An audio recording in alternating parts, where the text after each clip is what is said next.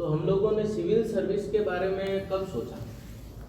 और आप में से ज़्यादातर लोग जो सिविल सर्विस के बारे में सोचा है या ऐसे सोचा है कि 3-4 साल बाद में एग्ज़ाम देने हैं, ऐसा कितने लोगों ने सोचा है कि IAS IPS IFS एग्ज़ाम देना है? कितने सारे लोगों ने ये सोचा है? ऐसा कितने लोगों ने सोचा है कि IAS IPS IFS एग्ज़ाम देना है? कितने सारे लोगों ने ये सोचा है? और ऐसे कितने लोगों ने सोचा है कि अध्यापक बनना है?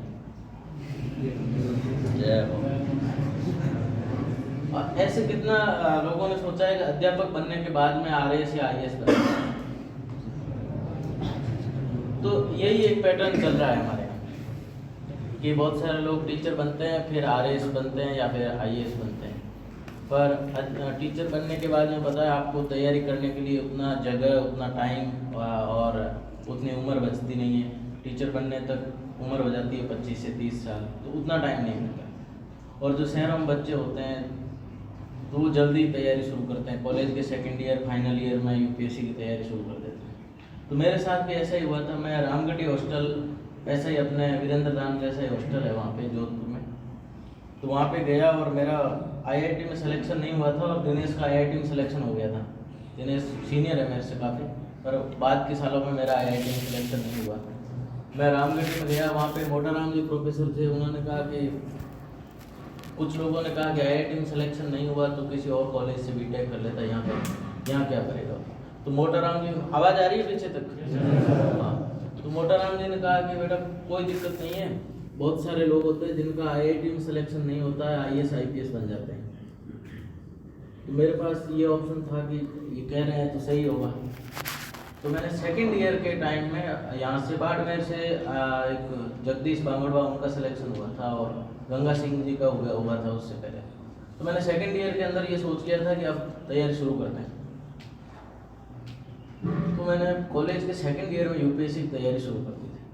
और तैयारी शुरू करने के टाइम मेरे पास किसी IAS या IPS या RAS किसी के कॉन्टेक्ट नंबर भी नहीं थे और मेरे को ठीक ठाक शर्म भी आती थी ऐसे किसी से फ़ोन करके बात करने में। हम क्या है, वो अपने चौधरी छोटूराम जी बोलते थे कि जो गांव परिवार के लोग होते हैं उनको बात करना या बोलना नहीं आता है, तो हम किसी से फ़ोन करके क्या बोलेंगे, कैसे तैयारी करें। तो गूगल पे सर्च किया कि UPSC का सिलेबस क्या है, जो साइड में बोलने वाला बटन होता है ना, उसमें दबा के UPSC का सिलेबस क्या है। जैसे गाँव में बोलते हैं ना कि गोगा जी के भजन। हाँ, तो ऐसे मेरे दादाजी ऐसे फ़ोन में उसको साइड में लगा के बोलते हैं कि गोगा जी के भजन सुनाओ, वो सुना। तो ऐसे ही मैंने दबाया तो उसमें खूब सारी लंबी लिस्ट आई कि ये किताबें हैं। तो मैंने उन सारी किताबों की लिस्ट बनाई। मैं जोधपुर में सेकेंड हैंड बुक डिपो है वहाँ पे गया और बहुत सारी किताबें लेके आ गया। फिर थोड़े दिन बाद में पता चला किसी और टॉपर का देखा, तो उसने कहा कि वो किताबें तो पर्याप्त नहीं है, ये किताबें पढ़ो, वो भी लेके आए। तो बहुत सारी किताबें ऐसे करके इकट्ठा हुई। फिर मैंने YouTube पे कुछ टॉपर्स के वीडियो, 2020 में टॉपर शुभम कुमार था, उसको मैंने सुना। तो सारे टॉपर्स का ओवरऑल मुझे ये समझ में आया कि UPSC की तैयारी में 2 साल तो लगते हैं और लगभग सारे लोग कोचिंग करते हैं कहीं न कहीं से, पर नॉर्मली वो वाली कोचिंग नहीं करते हैं कि दिल्ली चले गए, जयपुर चले गए और वहाँ जाके एक कोचिंग को ज्वाइन कर लिया, वहाँ 3 साल खराब किए, वो नहीं करते। सारे लोग इंटरनेट की जो IAS बनते हैं इस टाइम, वो ऐसे करते हैं कि इंटरनेट की मदद से बहुत सारे रिसोर्स बना लेते हैं अपने, और अपने हिसाब से किसी को पॉलिटी में क्लास लेने की ज़रूरत नहीं है तो वो लक्ष्मीकांत पढ़ के काम चला लेगा। किसी को इकोनॉमी समझ में नहीं आती है तो मृणाल पटेल के वीडियोज़ उपलब्ध है इंटरनेट पे, तो वो डाउनलोड कर लिए, बहुत सिंसियरली उसके नोट्स बनाए और उसको 10-5 बार रिवीजन कर लिया। उसके बाद में ऐसे करके सिलेबस मैंने पूरा किया। 2020 के अटेम्प्ट में मेरा प्रीलिम्स फेल हो गया। CSET का पेपर होता है, पता है आपको? तो 12वीं में मेरे गणित में 100 में 100 नंबर थे और CSET का पेपर होता है गणित का, और वही फेल हो गया। तो अब मैं घर पे ये बताया कि वो जो पहले वाला पेपर है वो फेल हो गया, तो CS का है। तो वहाँ पे जो गणित आती है और जो हम लोग किताबों में गणित पढ़ते हैं वो अलग है। वहाँ पे जो गणित आती है वो बहुत व्यवहारिक गणित होती है। तो फिर मैंने अगले साल फिर तैयारी करके वो पेपर दिया 2021 में। उस पेपर में मेरा जीएस और सीसेट दोनों पास हुआ, मैंने मेंस भी लिखा, इंटरव्यू भी दिया है। और सर मैं 10वीं से लेकर के 9th से लेकर के 12वीं तक मैंने अंग्रेजी कॉपी नहीं डाली थी स्कूल में। तो वहाँ इंटरव्यू देने गया तो वहाँ पे वो जो सर थे इंटरव्यू लेने वाले, उनको हिंदी आती नहीं और मेरे को तो इंग्लिश में कुछ नहीं आता।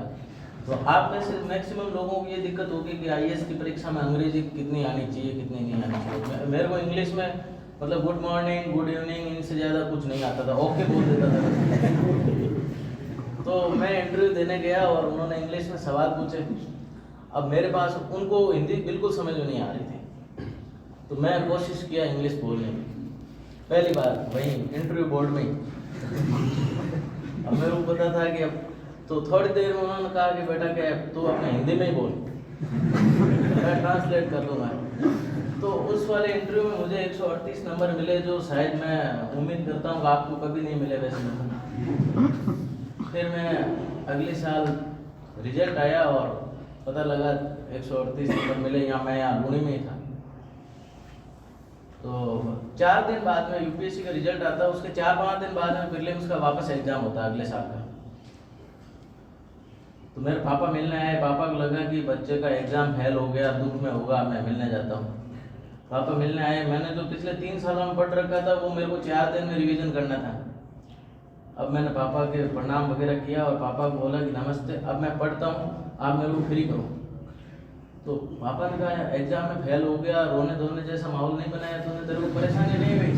मैंने कहा अब अगर 4 दिन में ये माहौल बनाऊंगा तो अगले पूरे साल रोने धोने का काम करना पड़ेगा।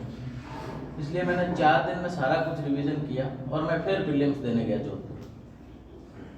प्रीलिम्स दिया, प्रीलिम्स हो गया। ये 2020 में प्रीलिम्स में मैं फेल हो गया, 21 वाले में मैंने इंटरव्यू दिया था, 22 का प्रीलिम्स दिया, जो 4 दिन तैयारी करके दिया था सिर्फ, और प्रीलिम्स पास हो गया। फिर मैं दिल्ली गया कुछ महीने आंसर राइटिंग की प्रैक्टिस करने के लिए। तो वहाँ जाके मैंने खूब सारे आंसर्स लिखे और इतना आंसर मेरे को याद है अभी। कई बार मतलब भयंकर बुखार भी हो जाता था, तो मैं सोचता था अब तो 1 साल लगेगा अगर मैं इसमें रेस्ट कर ली तो बुखार वगैरह ये सब होता है। यूपीएससी का एग्ज़ाम 9 दिन चलता है, आईएएस का एग्ज़ाम 9 पेपर होते हैं और 6-6 घंटे लगातार लिखना पड़ता है। तो जब लिख के खड़े होते हैं ना, तो इतनी बड़ी कॉपी भर जाती है, ऐसे लगता है मैं तो ज़िंदगी में नहीं लिख सकता हूँ। पर वो क्या है, वहाँ पे जब बैठते हैं ना तो अपने आप वो कोई लौकिक शक्ति आ जाती है, अलौकिक शक्ति, और पता नहीं चलता है कि उतना पेपर भर जाता है। क्योंकि जरा भी किसी की दूसरे की कॉपी देखी या वॉशरूम चले गए तो एक क्वेश्चन छूट जाएगा। तो 6-6 घंटे लगातार लिखने की प्रैक्टिस की और लगभग 3-4 महीने तो ज़बरदस्त मेहनत की। तो जो 4 दिन के अंदर प्रीलिम्स पास हुआ था, मैं ये सोचा कि अगर इस बार मेंस नहीं निकला तो वो 4 दिन में जो रिवीजन किया था उसका कोई मतलब नहीं था। और पापा घर से मिलने आए थे, उनको सिर्फ 1 ही मिनट दिया था कि पापा प्लीज़ माफ़ कर दो मुझे, ये 4 दिन मेरे को बहुत मतलब पूरा रिवीजन करना है और एग्ज़ाम देना है। तो फिर मैंने वैसे ही मेंस दिया। उसके बाद में मैं फ्री था। फिर मेरे को लगा कि लास्ट ईयर इंटरव्यू में क्या दिक्कत हुई थी, वहीं से तैयारी शुरू करते हैं इंटरव्यू की। तो फिर मैंने अंग्रेजी का अखबार पहली बार पढ़ना शुरू किया 2022 के इंटरव्यू में। और मैं एक डिक्शनरी रखता था जेब में, रोज़ के 20-25 शब्द याद कर लेता था। जैसे इंग्लिश वैसे ही पढ़ते हैं, जैसे तीसरी चौथी में वो मीनिंग डायरी होती है ना, वो जेब में रख के ऐसे करके मैंने कोशिश की। और इस बार ऐसा हुआ कि जहाँ इंटरव्यू देने गया था वहाँ पे जो मैडम इंटरव्यू ले रही थी, वो मैडम खुद ही हिंदी में सवाल पूछ रही थी। मेरे को अंदर जाके लगा कि ऐसे ही इंग्लिश पढ़ाई की इसने। पर थोड़ी देर बाद में उन्होंने भी इंग्लिश में पूछना शुरू किया, मैंने भी जवाब दिए। तो मुझे इस बार 180 नंबर मिले इंटरव्यू में, जो कि हिंदी मीडियम। ऐसे करके मैं आईपीएस हो गया। और जब मैं ट्रेनिंग में गया, इस बार मैं आईपीएस बनने के बाद में भी मैंने प्रीलिम्स का पेपर दिया। पर मेरे को लगा कि 3-4 साल पढ़ाई कर ली, आईपीएस हो गया, अब आईएएस आईपीएस एक ही होते हैं। तो फिर मैंने कहा अभी आराम करना चाहिए, ट्रेनिंग करनी चाहिए। तो बाकी प्रीलिम्स तो मेरा इस बार भी हो गया। तो प्रीलिम्स एक बार फेल हुआ था जीवन में, उसके बाद में कभी फेल नहीं हुआ। और एक बार जब 4 दिन रिवीजन करके पूरा पेपर पास हो गया ना, फिर उसके बाद में ये सफिशिएंट कॉन्फिडेंस है कि 2 दिन में पढ़ के भी एग्जाम पास हो सकता है। तो आप लोगों से मेरा इतना ही कहना है कि अगर मैं सोचता नहीं कि 4 दिन में पेपर पास हो जाएगा, या 4 ही दिन बचे हैं कि क्या तैयारी करूं, अगले साल दे देंगे, तो वो प्रीलिम्स पास नहीं होता। हम लोग क्या करते हैं, अटेम्प्ट की बाद में देंगे, अटेम्प्ट बचा के रखते हैं। तो 2 चीज़ें कभी बचती नहीं है, एक तो उम्र और एक अटेम्प्ट, ये तो ख़त्म होते ही हैं टाइम के साथ। तो आप लोगों से मेरा तो यही कहना है कि जिन जिन लोगों को मौका मिला है, यूपीएससी ग्रेजुएशन हो गया, पोस्ट ग्रेजुएशन हो गया, आईएएस का एग्ज़ाम दे सकते हैं, आरएस का एग्ज़ाम दे सकते हैं, बहुत अच्छा काम कर सकते हैं। पता है आप में से कुछ 25 साल के हो गए हैं और युवा पॉलिटिशियंस की कमी है देश में, तो आप में से बहुत सारे लोग नामांकन भी कर सकते हैं, पर हम लोग सोचते नहीं। मैं सच्चाई बता रहा हूँ, मेरे को अगर आईपीएस आईएएस नहीं होता तो मैं इस बार किसी सीट से नामांकन करता। तो मेरा कहने का मतलब ये है कि जब प्रधानमंत्री जी अभी आए थे स्टैच्यू ऑफ यूनिटी में, हमारे वो जो फाउंडेशन कोर्स होता है ना, उसमें लास्ट क्लास मोदी जी लेते हैं। तो मोदी जी ने कहा कि सपनों को लेकर के गरीबी है अपने, पॉवर्टी ऑफ ड्रीम्स। हम सोचते ही नहीं है कुछ ऐसा, असंभव सोचते ही नहीं है। रामगढ़ी हॉस्टल की बात करूँ कि रामगढ़ी वालों ने क्या किया, हमने वहाँ पे जोधपुर के अंदर रहते थे, तो हम वो बाहर जो गार्डन होते हैं ना शादियों में, तो वहाँ हम रोज़ खाना खाने चले जाते थे। तो हॉस्टल में डाइट में जो अटेंडेंस लगाते थे उनको पता लग गया कि ये पूनिया आता ही नहीं है खाना खाने, एक महीने से। तो उन्होंने हॉस्टल से बाहर निकाल दिया था। और आप मजाक मानोगे इसको कि वो सिलेक्शन के बाद में वो बोलते हैं कि यार जो बदमाश बच्चे होते हैं उनका ही सिलेक्शन होता है। पर खैर हम लोगों ने इसको चैलेंज लिया कि हमको हॉस्टल से निकाल दिया तो कोई अपराध तो किया नहीं, शादियों में खाना ही खाने गए। मेरा कहने का मतलब ये है कि आप कितने ही बदमाश हो, आपकी कोई भी आर्थिक स्थिति हो, कोई भी सामाजिक स्थिति हो, आप हैं, और आप अगर बड़े सपने देखेंगे तो सारे के सारे कुछ भी पूरा हो सकता है। पर जब फॉर्म ही नहीं भरा यूपीएससी का, तो एग्जाम देने ही नहीं गए, तो वीरेंद्र राम से आईएएस कैसे बनेंगे? तो अब मेरे को बताओ कि 2024 में यूपीएससी का फॉर्म कौन कौन भर रहा है? या अटेम्प्ट और उम्र दोनों बचा के रखनी है? आपको पता है जो 2 GB डाटा है वो बच सकता है दिन भर में, पर उम्र और अटेम्प्ट बचते नहीं है। हर साल एक अटेम्प्ट तो जा ही रहा है, पर अगर आप एग्जाम नहीं भी देते हो। अब बताओ कितने लोग एग्जाम देंगे 24 में?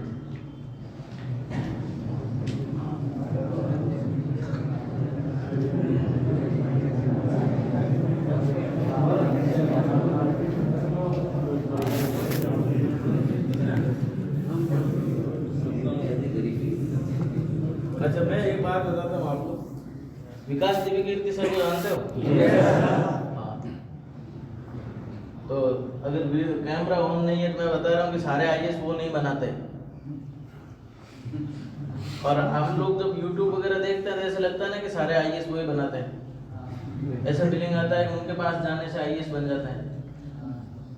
मैं उनके पास गया था, मेरे को 15 ही दिन में पता लग गया कि ये मेरे 2-3 साल खराब हो जाएंगे यहाँ। तो फिर मैं वापस आ गया और सेल्फ स्टडी की, और मैंने लूनी के अंदर रेलवे के क्वार्टर में मांगने गया, तो वहाँ एक तो कि 19-20 साल का लड़का, दूसरा जाट, तो किसी ने मेरे को कमरा नहीं दिया किराए पे। तो एक वैष्णव समाज होता है जो अपने भजन हनुमान जी को जागरण देते हैं, मैं उनके पास गया, मैंने कहा आपका ये कमरा पड़ा है और मैं इसमें सफाई कर दूंगा, पौधे लगा दूंगा और किराया भी दे दूंगा, आप मेरे को ये कमरा दे दोगे क्या? उन्होंने कहा बेटा हम ऐसे देते नहीं है, फैमिली को देते हैं घर को। मैंने कहा मेरे पास फैमिली में भी नहीं है, मैं अपने भाई को बुला लेता हूँ, तो छोटे भाई को बुला लिया। मैंने कहा हम लोग दोनों रहेंगे साथ में और तैयारी करेंगे। तो थोड़े टाइम से उनको पता लग गया कि हाँ बच्चा पढ़ाई करता है, तो उन्होंने मेरे को कमरा दिया। और वहाँ पे एक ऐसा बड़ा हॉल था, एक कमरा था, तो मैंने एक मेरे पास लैपटॉप था, उसमें टेलीग्राम पे बहुत सारी क्लासेज मिल गई मेरे को। वही मॉडल वही है पढ़ाई करने का जो आप लोग।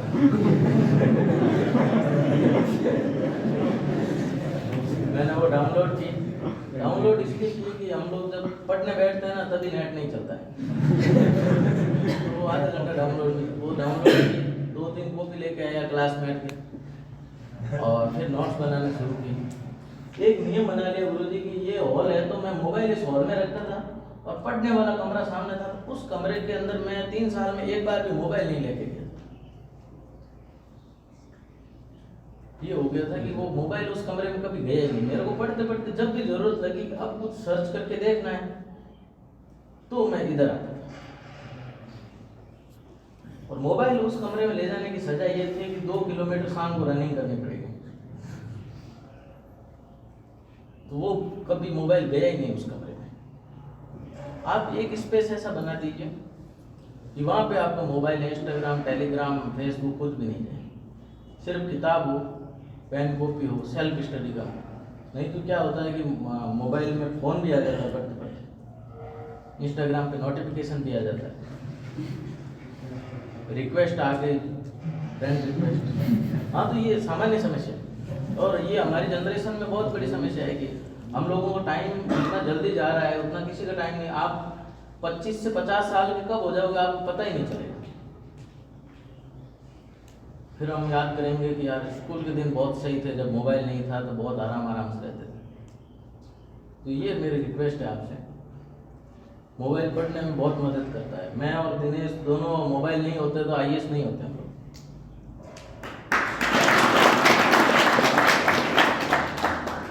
बट अगर 24 घंटे हमारे पास मोबाइल एनी टाइम जेब में रहता तो भी नहीं होते।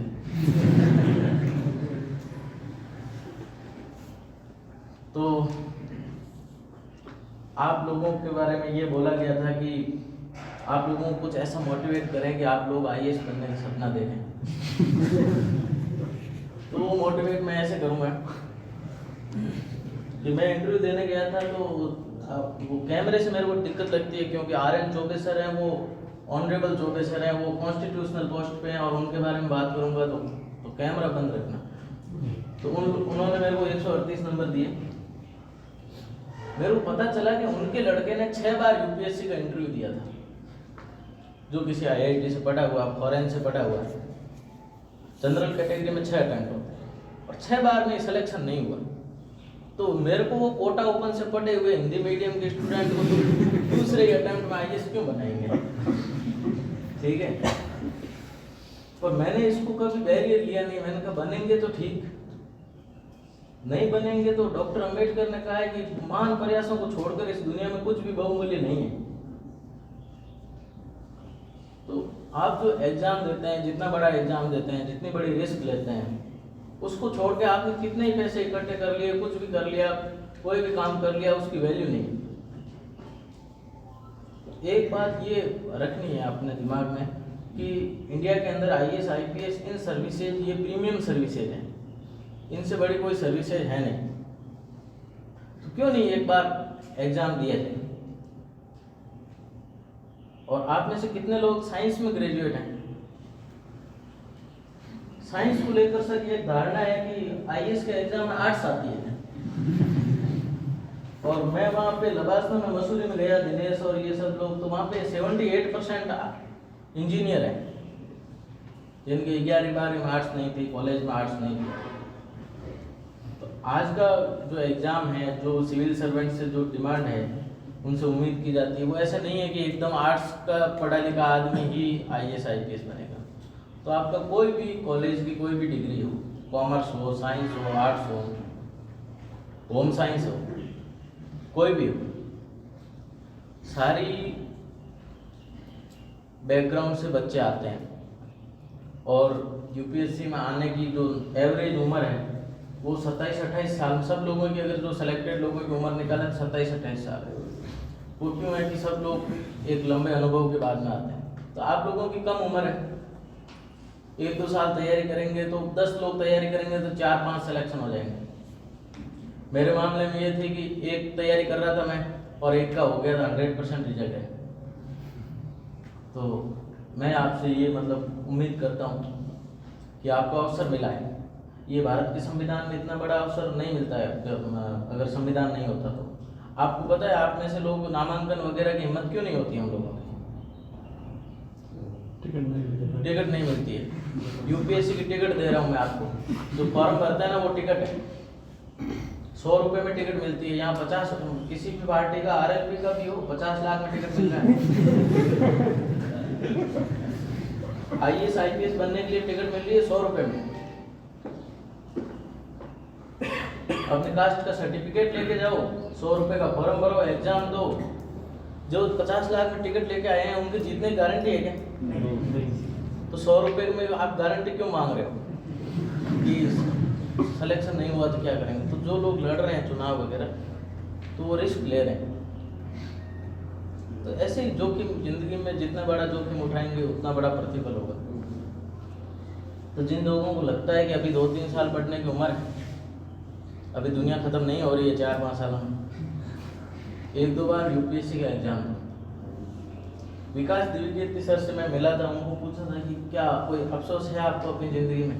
बोले कि आईएएस का एक अटेम्प्ट मिल जाएगा बस। सब कुछ हासिल कर लेने के बाद में भी आदमी को लगता है कि ये एग्ज़ाम में पास नहीं कर पाए। उनका लिस्ट में नाम आया था पर वो आईएएस आईपीएस नहीं बने, कुछ और। तो आप समझ रहे हो कि इस एग्ज़ाम को लेकर कितना क्रेज है। तो एक बार विचार करना बैठना कि हम लोगों को कितना बड़ा अवसर मिलता है। और सिविल सर्विस में मतलब आप ऐसे देख रहे होंगे कि आईएएस में जाने के बाद बहुत पैसा मिलेगा, ऐसा नहीं है। सिविल सर्विस में जाने के बाद में आपको अपॉर्चुनिटी बहुत सारी मिलती है। सबसे पहले तो मेरे को तो अच्छा लगा ये कि एकेडमी में जाने के बाद में खाना अच्छा मिलता है, सम्मान मिलता है, जहाँ भी जाते हैं सम्मान मिलता है। यहाँ पे कमांडेंट साहब ने जब ये सॉल ओढ़ाई ना तो मेरे को इसका मैं तो पता लगा कि जो सापा और जो लुंकार होते हैं वो उड़ाते हैं उसका इतना मज़ा नहीं आता है, सॉल का आता है। क्योंकि मेरी आधी ज़िंदगी ट्रेन में ही निकलती है, तो ये सॉल होती है बैग में आ जाती है।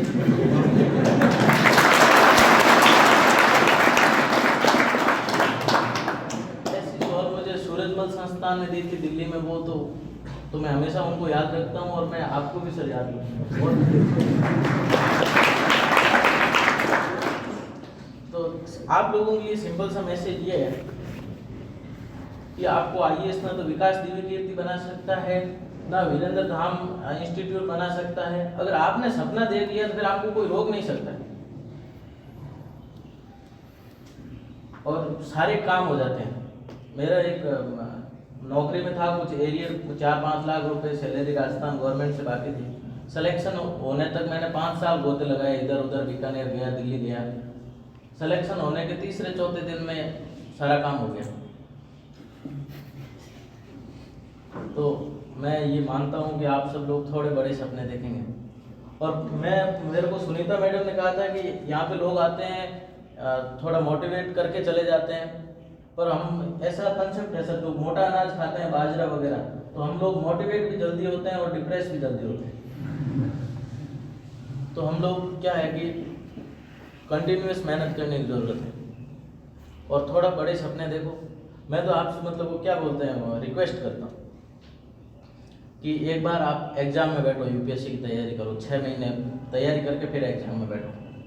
आप में से किसी का भी प्रीलिम्स पास हो सकता है, कई बार तुक्के से भी होता है, जैसे मेरा हुआ था दूसरे अटेम्प्ट में। और बहुत सारे सिलेक्शन तुक्के से होते हैं। हम जो जितने भी लोग सेलेक्टेड हैं आपस में मिलते हैं तब बात करते हैं कि जब रिजल्ट आने वाला था जिस दिन, उस दिन हम में से किसी को भरोसा नहीं था कि सिलेक्शन हो जाएगा क्या। तो ये बहुत अच्छा मौका है आपके पास। मेरे को तो रूम भी किराए पे नहीं मिल रहा था, आपको पता है। आपको यहाँ पे कमरा मिला हुआ है, टेबल मिली हुई है, कुर्सी, लाइट 24 घंटे, लाइब्रेरी भी बन रही है। और आप याद करोगे मतलब सिलेक्शन हो कि नहीं हो, अगर 1-2 साल ढंग से तैयारी कर लेना तो ज़िंदगी में आप वीरेंद्र धाम को याद करोगे कि यार वहाँ रह के मैं रात को 10 से 12 बजे तक पढ़ाई करता था, या सुबह 4 बजे उठ के रोज़ पढ़ाई करता था। वो दिन आपको बहुत याद आएंगे। मेरे को वो लोनी कोई बहुत बड़ा गांव नहीं है, पर मेरे को बहुत याद आता है। ऐसे याद आता है कि 9 बजे नौकरी सुबह शुरू होती थी स्कूल की, मैं सुबह 3 से लेकर 9 बजे तक रोज़ पढ़ता था। और स्कूल में किसी को पता नहीं कि मैं आईएएस की तैयारी करता हूँ, क्योंकि अगर पता चल जाए तो वो कौन सा तैयारी करने दे। और दूसरी बात है कि अगर किसी को बता दें तो और थोड़ा माहौल ऐसा सेंसिटिव हो जाता है कि आईएएस की तैयारी करता, लोग मजाक भी बनाते हैं। तो बताना किसी को नहीं, किताबें मंगाओ, मेरी तरह वीडियो डाउनलोड कर लो और क्लास लेनी शुरू कर दो। अब किसकी क्लास लेनी है इसके लिए आप मेरे को और दिनेश को किसी भी टाइम फ़ोन कर दो कि सर इकोनॉमी पढ़नी है यूपीएससी के लिए, किसकी क्लास लेनी, सर क्या आईएएस का फॉर्म भरना है, जाति प्रमाण पत्र किस तारीख का चाहिए, हम मुझे फ़ोन कर दो आप। और फ़ोन कैसे आते हैं सर? फ़ोन आते हैं कि सर मैं कॉलेज के फर्स्ट ईयर में आ गया हूँ, अब मेरे को IAS बनना है, कहाँ से शुरू करूँ सर? अब मैं उसको क्या बताऊँ कि कहाँ से शुरू करूँ? हाँ। तो ये है कि लोग मतलब एक फ्रेमवर्क बनाओ। मैं अगर जिन जिन लोगों को एग्ज़ाम देना है वो बताएं हम लोगों को। 10 महीने का एक ऐसा सिस्टम बना के देंगे कि एक पहले महीने में ये पढ़ो, दूसरे में ये पढ़ो, तीसरे में ये पढ़ो, और हम लोग आपके साथ कोऑर्डिनेट करेंगे। सुनीता मैडम ने ये कहा कि वो मोटिवेशन की बच्चों को ज़रूरत नहीं है, तो वो हमें करना भी नहीं आता। अगर कोई काउंसलिंग कर सकते हो तो बताना, तो हम लोग काउंसलिंग करने के लिए तैयार हैं।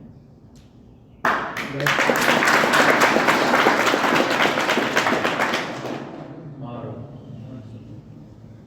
जिस भी जहाँ भी पोस्टिंग होगी तो 1 घंटा टाइम तो मिल ही जाता है सबको।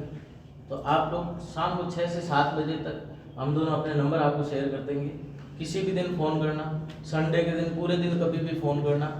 बट ये है कि अपना भी कुछ शेड्यूल मेंटेन करके रखना कि रेगुलर पढ़ाई करते रहो और फिर आप फ़ोन करो तो बहुत अच्छा लगेगा हमको भी। बहुत स्टूडेंट हैं जो वो क्यूरियस हैं, पढ़ाई को लेकर सीरियस हैं, क्योंकि गाइडेंस का बहुत फ़र्क पड़ता है। ये लोनी मॉडल स्कूल में मेरे को पढ़ाना तो कुछ आता नहीं है, ना मोटिवेट करना आता है, पर मैंने अपनी ज़िंदगी में सारे एग्ज़ाम दिए। IIT JEE में मैं 2 बार फेल हुआ। वो जो जज बनते हैं वो क्लैट का एग्ज़ाम दिया, एयरफोर्स का दिया, नेवी का दिया। मैं सारे एग्ज़ाम में फेल हूँ, पर किसी को बताया नहीं कि मैं फेल हूँ। कांस्टेबल का भी एग्ज़ाम देने गया, उदयपुर की रैली में, आर्मी की रैली में मैं दौड़ा था भाई, ठीक है। पर मैं ये किसी को बता दूं तो बहुत दिक्कत, अगला बोलेगा कि यार आर्मी की रैली में तेरे से पास हुआ नहीं गया तो काहेगा IPS बनेगा। तो ये कुछ दर्द किसी को बताने नहीं है, ठीक है। एक डायरी रखो, लिखते जाओ जो जो आपको अच्छा लगे, जो कोई कुछ कैसा लगे लिखते जाओ, और अपने शेड्यूल को ठीक करो। हफ्ते में 7 में से 5 दिन पढ़ाई होती है, 2 दिन वो डिस्प्रेशन रहता, क्या बोलते हैं उसको, डिप्रेशन, हो जो हाँ डिस्टर्बेंस हो जाता है, घर से फ़ोन आ जाता है, कुछ काम हो जाते हैं, ठीक है। तो ज़्यादा मोटिवेट वगैरह तो मैं करूँगा नहीं, और करने कोई मतलब भी नहीं। इस उम्र में आके मोटिवेशन वाला जो वो यूट्यूब से हो सकते हैं आपको। तो आप में से किसी को भी अगर कोई भी मदद चाहिए तो हम लोग हमेशा उपलब्ध हैं। और कभी बाहर जाके तैयारी करनी हो, जयपुर, दिल्ली, तो वो तैयारी तब करनी चाहिए जब आपका प्रीलिम्स का पेपर पास हो जाए। और टाइम टेबल के बारे में मैंने ये बताया कि सुबह जितना जल्दी उठ के 5-6 घंटे पढ़ाई कर ली तो आप पूरे दिन में आप बढ़त बना लोगे। क्रिकेट मैच में होता ना, बढ़त बना ली, वो बढ़त सुबह जल्दी उठने से बनेगी। और बाकी एक बात जो लास्ट में बोलनी है कि बहुत सारे एग्जाम नहीं देने, जिसको जो बनना है वही एग्जाम दो, नहीं तो क्या है सारे एग्जाम में उलझ जाएंगे, किसकी तैयारी करें किसकी नहीं करें, ये एक समस्या होती है। तो एक मैं वो अब्दुल कलाम की हिंदी में कविता है वो सुनाई देता हूँ हिंदी साहित्य से। तो सपनों को लेकर गरीबी है खत्म हुई, कुछ थोड़ी खत्म करो धीरे धीरे। मतलब BPL से बाहर आना इतना ईजी नहीं होता है, लेकिन बहुत सारी योजनाएं आती है तो फिर आ ही सकते हैं। तो कलाम साहब से पूछा गया कि आप इतनी सारी मेहनत क्यों करते हो, तो उन्होंने कहा कि ऐसे इंग्लिश में कविता लिखी, मैं हिंदी में सुनाऊंगा उसको, तो वो कविता जैसी लगेगी नहीं, फिर भी सुनाऊंगा। तो उन्होंने कहा कि हे भारतीय युवा, ज्ञानी विज्ञानी, मानवता के प्रेमी, तुच्छ लक्ष्य की लालसा पाप है, छोटे सपनों की लालसा पाप है। मेरे सपने बड़े, मैं मेहनत करूंगा जिससे कि मेरा देश महान हो, मेरा देश धनवान हो, गुणवान हो। धरती पर या समंदर में ये प्रेरणा का दीप हमेशा जलाए रखूंगा जिससे कि मेरा देश महान हो। ठीक है बच्चों,